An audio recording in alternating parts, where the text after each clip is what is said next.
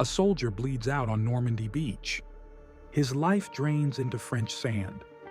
Miles away, a glass bottle waits in darkness. Inside, preserved blood. The invention that could save him exists. But segregation's cruel mathematics won't let it reach him. You're watching men die from emptiness, not hunger, not bullets, from the absence of blood. 1940, medicine knows how to save them. Politics decides who deserves salvation. This is the story of genius trapped between science and prejudice. Charles Drew holds a test tube against laboratory light. Ruby liquid swirls like captured life. He's 25, watching his professor fail experiment after experiment. Blood refuses preservation. It spoils, clots, becomes poison. Drew sees what others miss. Separation is survival. His mother, Nora, teaches at segregated Washington schools. She saves pennies in coffee tins. Each coin, a prayer for her son's education. Excellence, she whispers, ironing his only suit, is your only weapon against their hatred. Drew never forgets this. Plasma doesn't care about race. It's yellow, universal, anonymous. Drew discovers this truth in 1938. Strip blood of its cells, keep the golden fluid. No matching needed. Any human can receive any plasma. Biology's democracy horrifies American segregationists. London burns. The Blitz turns nights orange. 1940. Britain begs America for blood. Drew creates the Blood for Britain program. 5,000 donations weekly.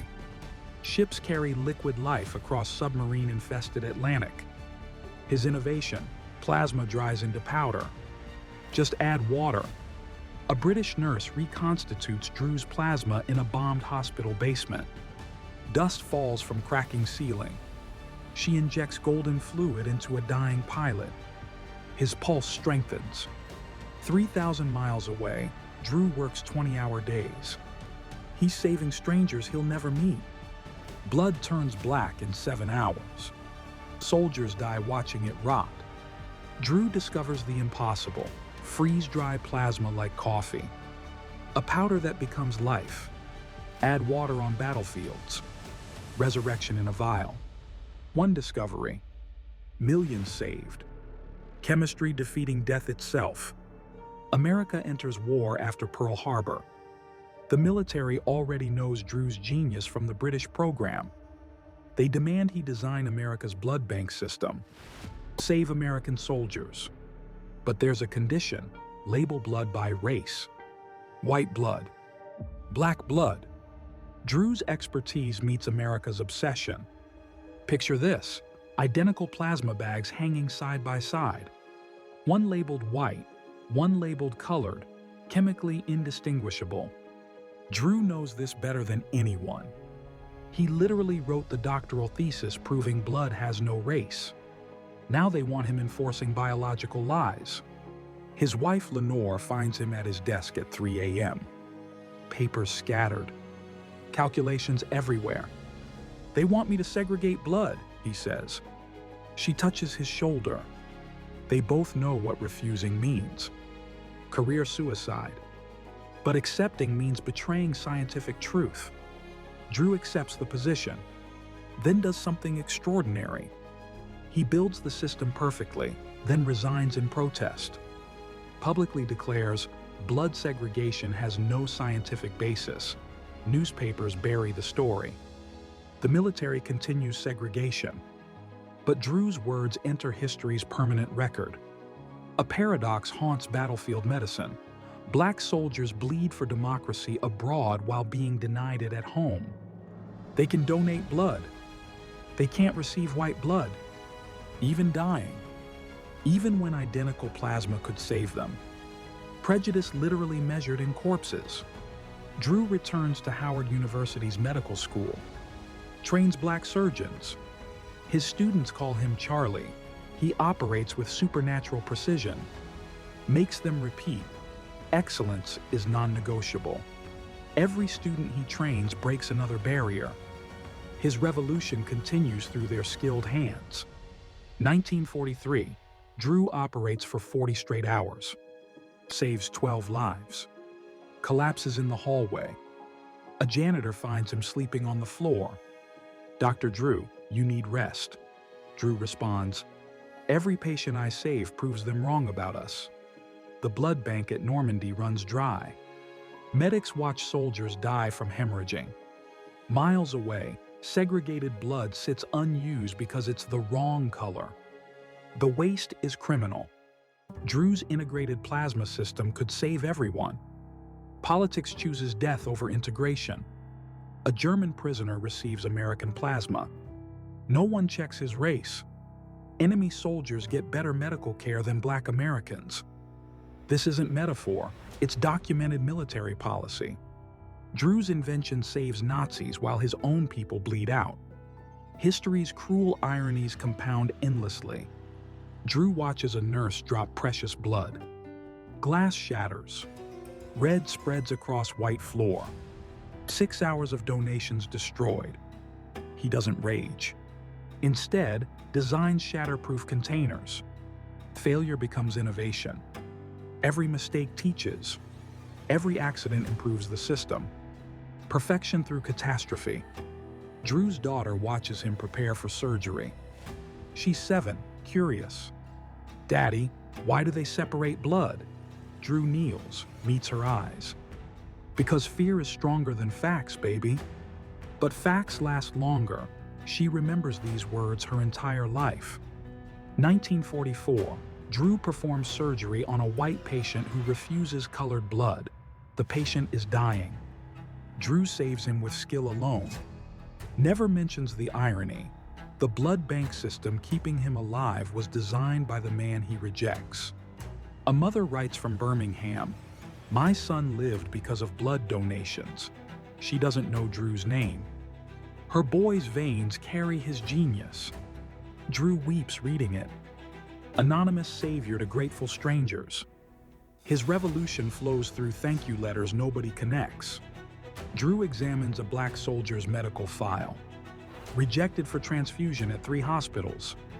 Dies from blood loss. Drew writes in the margin, "Murdered by policy." Files it with dozens of others. Evidence. Each folder a life segregation stole. Documentation of systematic medical murder. Drew's students notice his exhaustion. He hides it through discipline. Arrives first. Leaves last. Never complains. But his body keeps score. Headaches. Trembling hands he steadies through will. The price of proving humanity to those determined to deny it. Consider plasma under a microscope, proteins floating in saline. No markers of race, religion, nationality, just molecules that stop bleeding. Drew gave humanity this universal donor. We responded by dividing it. What does that say about our species' priorities? VE Day. Confetti falls like snow. Drew stands alone in his laboratory. Outside, America celebrates. Inside, he counts plasma bags. 73,000 units. Each one, a ghost that didn't die. No parade for him. Just test tubes reflecting fireworks. Drew travels to medical conferences. Southern hotels reject him. He sleeps in his car. Presents groundbreaking research by day. Eats sandwiches from his bag because restaurants won't serve him. Humiliation and honor intertwined. This is American excellence with Black skin. A white colleague suggests Drew could pass for Mediterranean. Avoid the discrimination. Drew's response, "I am what I am. My achievements belong to my people." Hiding would steal their victory. He chooses visibility's danger over invisibility's safety. Courage through identity. Drew's laboratory becomes a sanctuary. Students of all races work side by side. He creates the integrated future America denies. Every successful surgery his students perform extends his revolution. Change happens in operating rooms, not just courtrooms. Scalpels cutting through prejudice. The Red Cross maintains blood segregation until 1950. Drew watches from afar. His invention, corrupted by racism, still saves lives.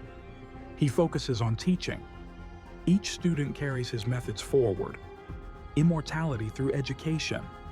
Legacy measured in lives saved by others. A Japanese-American soldier, released from internment camps to fight, receives plasma in Italy. The bag's label says, "white only." The medic ignores it. Saves him anyway. Individual conscience overriding systemic racism. Drew's invention forcing moral choices on European battlefields. Drew's sons ask why their father works constantly. Lenore explains, he's racing against lies. Every success proves we're equal. Every patient saved destroys their myths. The boys understand, their father doesn't just practice medicine. He practices revolution through surgical excellence. 1946, Drew becomes surgical chief at Freedman's Hospital. First black examiner for American Board of Surgery. Barriers fall slowly. Each first costs everything. Drew ages rapidly. Photographs show exhaustion conquering his face. Success and suffering inseparable in Jim Crow America. You want to know what determination looks like? It's Drew operating with a fever of 103. It's studying by candlelight when electricity fails. It's perfecting techniques others learn casually. Because mistakes confirm stereotypes. Perfection barely earns acknowledgement. Drew's residents work 36-hour shifts. He works longer. If we're twice as good, they might consider us half as capable, he tells them. Mathematics of prejudice, exponential effort for fractional recognition. His students understand. They exceed impossible standards because he shows how. A memory haunts Drew. A black soldier dying in France, refused white plasma. Medics followed rules while watching life drain away. Drew's invention, meant to transcend difference, weaponized to enforce it. He carries this weight. Every success shadowed by systemic failure. The mythology claims Drew died because a white hospital refused him blood. That's false. But the lie reveals truth. America made that story believable. Drew's actual death, a car accident, matters less than what people needed to believe about American medical racism. A surgeon in Tokyo uses Drew's technique. Doesn't know its origin. A child in Mumbai receives plasma using his formula. Anonymous salvation. Drew's name erased, but his heartbeat echoes in every emergency room. Procedures don't need credit. They just need to save. Drew's mentor begs him to stay silent. Change from within, he pleads. Drew shows him 2 vials. Identical plasma. Different labels. Which would you give your daughter? The mentor can't answer. Some truths destroy comfortable lies. Drew walks out forever. FBI agents investigate Drew's communist sympathies. His crime? Teaching integrated classes. They find only medical journals. Formulas. A man obsessed with hemoglobin, not revolution. But saving black lives is revolution. Every transfusion is treason against Jim Crow. Science is sabotage. A Vietnamese soldier in 1968 receives plasma. A Ukrainian in 2022. A child in Gaza today. All using Drew's principles. His invention transcends every border America used to constrain him. Blood banks, his true country. Citizens, everyone who bleeds. Drew trains 47 black surgeons. They train hundreds more. Exponential expansion. His students integrate hospitals, break barriers, save lives. Each one carries his voice. Excellence is non-negotiable. A phrase becoming philosophy. Philosophy becoming revolution. Revolution becoming routine medical practice. Lenore preserves Drew's letters after his death. One reads, "They segregate blood, but can't segregate knowledge. Every transfusion carries my work into their veins." I've already won. They just don't know it yet. Prophecy disguised as personal correspondence. Ambulance screams through midnight. Inside, Drew's invention races against time. Paramedics don't know his name. The dying patient doesn't either. But his principles guide the rescue. Invisible architect. Every siren sings his forgotten song. Every survival his unacknowledged resurrection. Drew's last Christmas, 1949. He donates blood instead of celebrating. The nurse asks why. Someone's child needs this tonight. She doesn't know it's his tradition, bleeding for strangers while his family waits at home. Sacrifice a seasonal ritual. Drew's daughter becomes a teacher. His son, a jazz musician. They don't pursue medicine. They understand their father already paid that price. They choose different excellences, but they carry his discipline, his dignity, his refusal to accept limitations. DNA of resistance. 1950, Drew dies in North Carolina. Car accident. Age 45. His final paper, Improving Blood Preservation. Working until the end. Death finds him advancing medicine. Colleagues worldwide mourn. American newspapers barely notice. Greatness and invisibility, his permanent American paradox. The autopsy shows Drew received prompt medical care. The myth of refused treatment persists. Why? Because America made it plausible. Created conditions where genius could die from discrimination. Truth matters less than believability. Drew's death became parable. Parables outlast facts. Your grandmother's hip surgery. Your child's tonsillectomy. That car crash you survived. All use Drew's protocols. His signature written in surgical scars you'll never see. The man they wouldn't let eat in restaurants now flows through operating rooms worldwide. Drew's students become chiefs of surgery, deans of medical schools. They never forget him. Pass his stories forward. Oral tradition preserving what textbooks omit. Each retelling adds defiance. Mythology replacing history. Drew becomes larger in death than life ever permitted. A question for you. How many Drews never reach laboratories? How much genius did segregation suffocate? Drew succeeded through impossible determination. But success shouldn't require impossibility. Excellence shouldn't demand exhaustion. What innovations died in cotton fields? What cures disappeared in kitchens? Drew's blood bank designs spread globally. Soviet Union adopts them. China improves them. Africa implements them. His invention transcends every ideology that rejected him. Communists and capitalists equally dependent on his genius. Biology's revenge on politics. Science's triumph over segregation. A student steals into Drew's preserved laboratory at midnight, touches his microscope, whispers, "Help me be like you." Security finds her crying.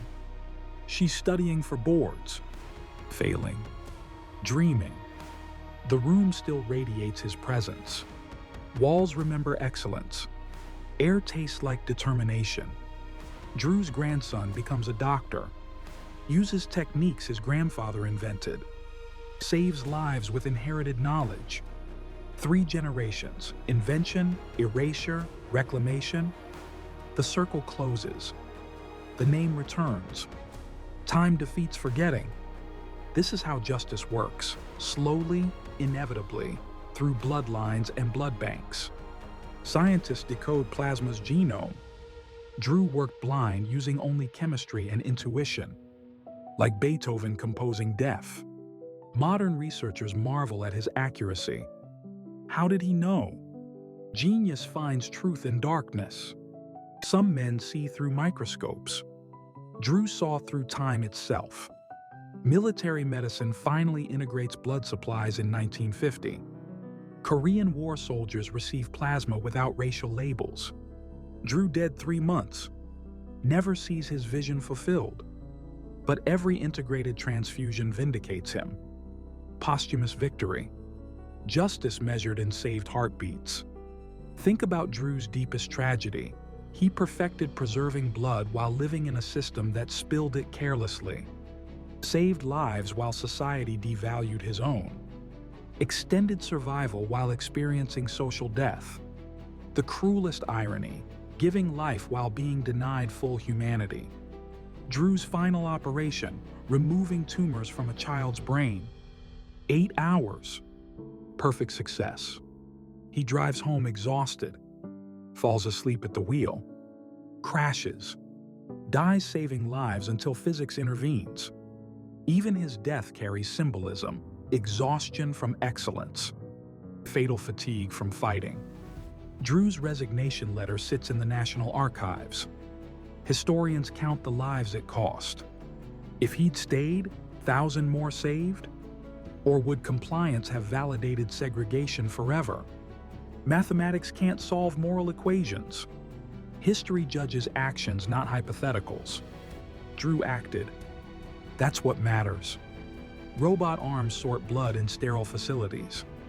Algorithms predict shortages. Drones deliver plasma.